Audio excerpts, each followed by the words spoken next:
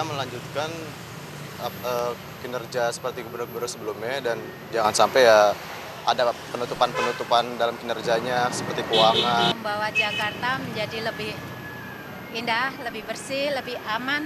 Yang pasti yang jujur, karena saya udah bosan ngelihat pemimpin yang ngambil uang rakyat, yang mencuri, yang santun namun di belakang main-main dengan uang, dengan anggaran-anggaran yang telah dibuat. Lewat calon pemilih jangan melihat provokasi, apalagi sekarang kan tentang agama, ras gitu, jangan terlibat sama itu tuh cuma. Untuk pemilihnya memilihlah sesuai dengan hati nurani yang tentunya akan membuat kita menjadi lebih baik lagi dan membuat Jakarta terutama menjadi lebih baik lagi, itu aja. Pastinya jangan sara, karena saya jujur di sosmed saya melihat maupun di mana-mana gitu selalu memilih berdasarkan agama, padahal menurut saya nggak valid gitu. Harusnya memilih ya pilih orang yang benar gitu. Ya, pemirsa, itulah pesan dari warga DKI Jakarta kepada pasangan calon yang ikut serta dalam Pilkada DKI Jakarta dan telah tiba di studio kami dari tim pemenangan Ahok Jarot, Jerry Sambuaga. Silakan, selamat malam. Apa kabar? Baik. Silakan.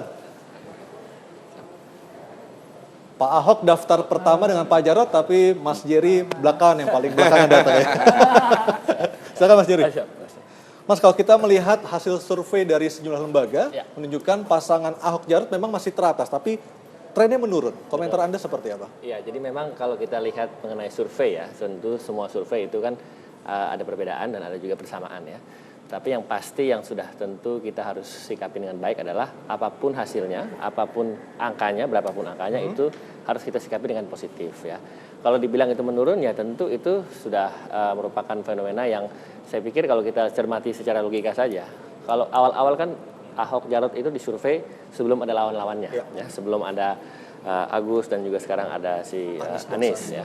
Jadi pada saat itu jelas saja surveinya tinggi karena memang belum ada pembanding yang lain. Artinya menurut tim Ahok dan Jarot ini adalah sebuah fenomena yang sangat wajar terjadi. Saya pikir itu wajar pertama, dan kedua kita lihat bagaimana konsistensi Ahok dalam membangun programnya, melaksanakan aktivitasnya dan lain-lain yang dilakukan oleh Pak Gubernur ya. Itu kan merupakan sebuah sikap yang memang tidak mencerminkan hanya sekedar mencari popularitas ya, tidak peduli dengan popularitas sebetulnya. Yang penting program-program di DKI itu bisa berjalan dengan baik seperti itu. Dan bahkan Pak Ahok tetap bilang penggusuran akan terus berlangsung jika memang dibutuhkan. Iya, saya pikir kalau kita bicara soal program seperti penggusuran kan, penggusuran itu kan sebetulnya program yang dilakukan sesuai dengan peraturan-peraturan yang berlaku. Jadi tidak asal gusur.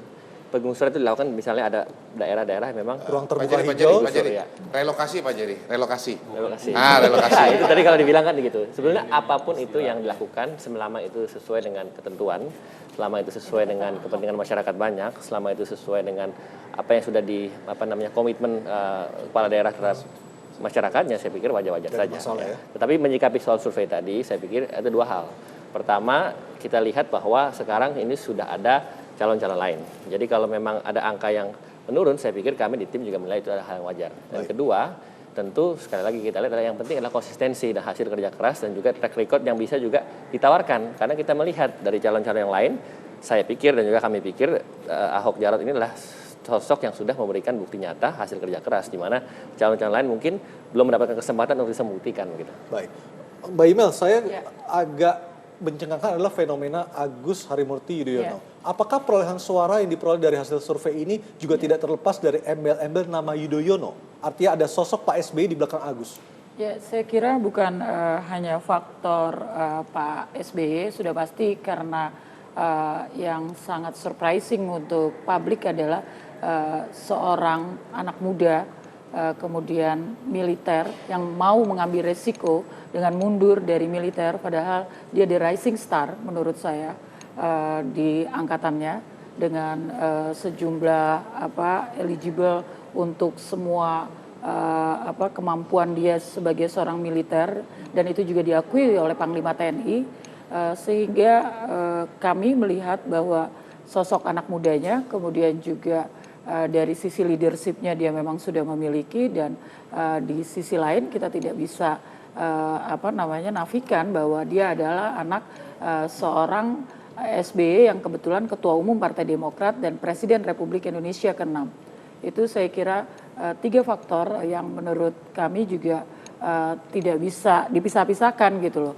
Karena memang secara biologis Mas Agus itu sudah menjadi anak dari seorang Presiden RI ke-6 dan kebetulan dia juga punya visi dan dia juga anak muda yang diharapkan sebenarnya di militernya, tapi kemudian dia mau mengambil risiko dan memilih mundur untuk kemudian maju karena dia melihat ada begitu banyak harapan. Dan kami berharap dengan begitu juga pemilih tergerak ke TPS karena mereka punya harapan pada sosok baru yang mereka inginkan. Bukan karena rumor karirnya mentok di militer ya, akhirnya Sama maju sekali sebagai enggak. cagup ya. Sama sekali enggak, saya kira. Baik. Itu bisa dibuktikan dengan statement Panglima TNI yang menyatakan bahwa dialah calon pemimpin masa depan di TNI. Baik, Jadi saya kira isu itu terbantahkan dengan sendirinya. Kalau untuk pasangan Anies dan Sandi, apakah ini juga ada faktor Sandiaga Uno yang terlebih dahulu sudah malang melintang di ibu kota dan belusukan kemana-mana sebelum akhirnya memutuskan menjadi cawagup Anies Baswedan?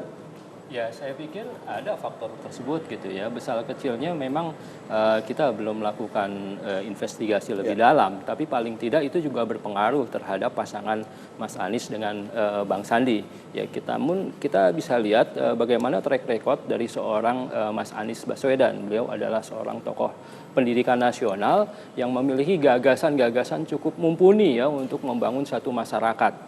Ya, beliau memulai kerja-kerjanya itu dari sebuah gagasan yang kemudian diimplementasikan di dalam program kerja yang humanis. Ya.